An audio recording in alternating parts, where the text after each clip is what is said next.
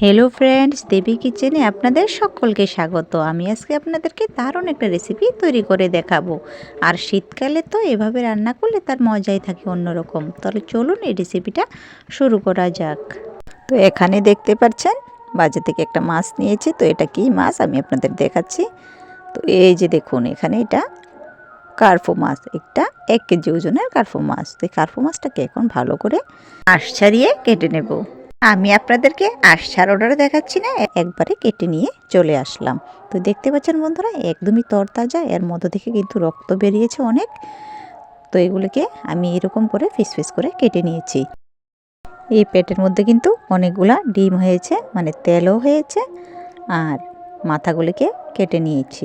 এখন আমি মাছের মাথা আর ডিমগুলোকে রান্না করব না, আমি রান্না করব মাছের পেটিগুলি।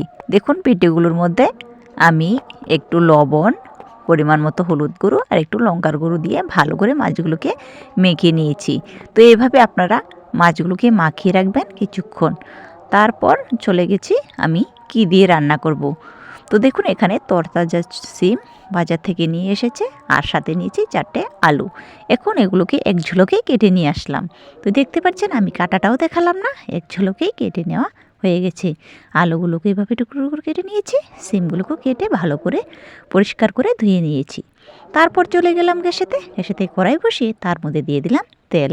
অন্যদিকে মাছগুলো কিন্তু মাখা হয়ে আছে, একদমই সুন্দরভাবে মেখে নিয়েছি। আর এখানে তেলও গরম হয়ে গেছে। এখন আমি এর মধ্যে একটু লবণ ছিটিয়ে দিলাম, যাতে কড়াইয়ের মধ্যে মাছ আর লেগে না থাকে।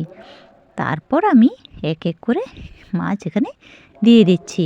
তো যেহেতু অনেকগুলি মাছ, তার জন্য আমি অর্ধেক মাছ এখানে অ্যাড করব, আর বাকিগুলি এগুলি ভাজার পর ভেজে নেব।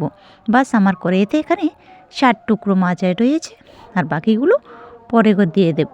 তো দেখুন, খুব সুন্দর করে কিন্তু মাছগুলোকে এক পিঠ হয়েছে, আমি উল্টে নিচ্ছি। আর খুবই লাল লাল করে ভেজে নেব, মুচমুচে করার কোনো প্রয়োজন নেই।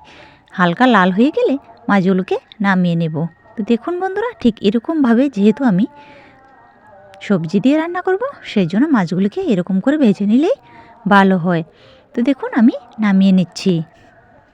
সকল বন্ধুদেরকে আমার একটা কথা বলার আছে, যারা যারা নতুন আমার চ্যানেলটাকে এখনও সাবস্ক্রাইব করেননি, তারা অবশ্যই আমার চ্যানেলটাকে সাবস্ক্রাইব করে দেবেন। আর কে কোথা থেকে আমার ভিডিওটি দেখছেন, অবশ্যই কিন্তু একটা কমেন্ট করে জানাবেন। বন্ধুত্বে বন্ধুত্ব বাড়ে, তাই না? তো দেখুন, আমি সবগুলো মাছ কিন্তু নামিয়ে নিয়েছি। আর কড়াইতে আরও বাকি তেল অনেকখানি রয়ে গেছে। আমার সবটা তেল কিন্তু রান্না করতে লাগবে না, কিছুটা তেল আমি বাটিতে তুলে রাখছি। আর ওই তেলেই এখন আমি দিয়ে দেব ফোড়ন। তো ফোড়নের জন্য আমি কিছু পাঁচফোড়ন এখানে অ্যাড করে দিলাম।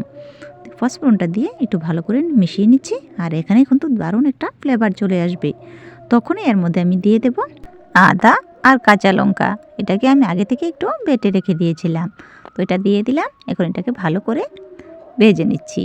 দেখুন, অল্প কিছুক্ষণ ভাজার পর এর মধ্যে আমি অ্যাড করে দেব কেটে রাখা আলুগুলো। এখন আলুগুলো তেলের মধ্যে দিয়ে দিলাম।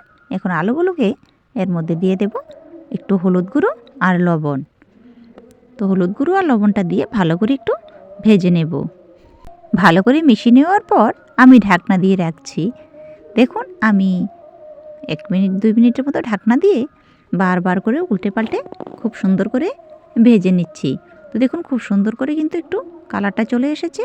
তারপর এর মধ্যে দিয়ে দিলাম 2টো টমেটো। টমেটোগুলোকে আমি একদমই পাতলা পাতলা টুকরো করে কেটে নিয়েছি।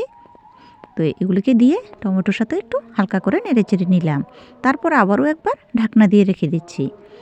যেহেতু আমি আগে থেকে আলুগুলোকে সিদ্ধ করিনি, আপনারা চাইলে আলুগুলোকে আগে থেকেও সিদ্ধ করে রেখে নিতে পারেন, তাহলে আর বেশিক্ষণ লাগবে না। তো আমি এভাবে একটু ভেজে নিয়েছি। এখন এর মধ্যে আমি দিয়ে দেব সিমগুলো। তো এইভাবে কারা কারা রান্না করেছেন অবশ্যই একটা কমেন্ট করবেন। সিমগুলোকে দিয়ে একটু ভালো করে মিশিয়ে নিচ্ছি। আর এই রান্নাটা কিন্তু আমি খুবই কম তেল মশলা দিয়ে রান্নাটা করছি, আর ভীষণই টেস্টি, ভীষণই সুস্বাদু। আর শীতকালে এইভাবে রান্না করলে এক থালা ভাত কিন্তু খেতে আর বেশি সময় লাগবে না। তো দেখুন, এর মধ্যে আমি কিন্তু পরিমাণ মতো লবণ দিয়ে ভালো করে মিশিয়ে ঢাকনা দিয়ে রেখে দিচ্ছি 5 মিনিটের জন্য। তো 5 মিনিটও ঢাকনাটা তুলে আমি আরও একবার মিশিয়ে নিচ্ছি। তো দেখুন, সিমটা কতটা মিশে গেছে। আর এইভাবে নাড়াচাড়া করে এর মধ্যে আমি দিয়ে দেব একটু লঙ্কার গুঁড়ো। যেহেতু এখানে আদা বাটার কাঁচা লঙ্কা একটু দিয়েছি, তাই ঝালটা আরেকটু বাড়ানোর জন্য আমি একটু লঙ্কার গুঁড়ো অ্যাড করেছি আর একটু হলুদ গুঁড়ো অ্যাড করেছি কালারের জন্য। তারপর আরও ভালো করে একবার মিশিয়ে নিচ্ছি। তো আরেকবার ঢাকনা দিয়ে রেখে দেব। তো দেখতে পাচ্ছেন বন্ধুরা, আমি আরও 2 মিনিটের মতো ঢাকনা দিয়ে রেখে দিয়েছি। আর দেখুন এই অবস্থাতে রান্নাটা কতটা কষে গেছে। এখন কিন্তু এর মধ্যে আমি দিয়ে দেব জল। যারা ঝাল খেতে পছন্দ করে না তারা কিন্তু ঝাল লঙ্কার গুঁড়োটা অ্যাভয়েড করতে পারেন। তো দেখুন এর মধ্যে আমি পরিমাণ মতো জল অ্যাড করে দিয়েছি। জলের পরিমাণটা একটু বাড়িয়ে দিয়েছি, যেহেতু এখানে মাছ দেব, তাই জলটা ভালো করে ফুটে ওঠার জন্য আমি মিনিমাম 2 মিনিটের মতো ঢাকনা দিয়ে রেখে দিয়েছি। আর দেখুন এর মধ্যে কি সুন্দরভাবে ফুটে উঠেছে।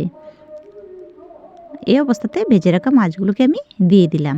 এখন আর আমি আর ঢাকনা দেব না, এই অবস্থাতেই আমি 1 মিনিটের মতো ফুটিয়ে নেব। তো দেখুন খুব সুন্দর করে কিন্তু ফুটে উঠেছে। এই অবস্থাতে আমি কিন্তু এর মধ্যে দিয়ে দেব ধনেপাতা। আমি আগে থেকে ধনেপাতাটা কিন্তু বেটে রেখে দিয়েছিলাম, আর এই ধনেপাতাটা আমি এখন দিয়ে দিচ্ছি।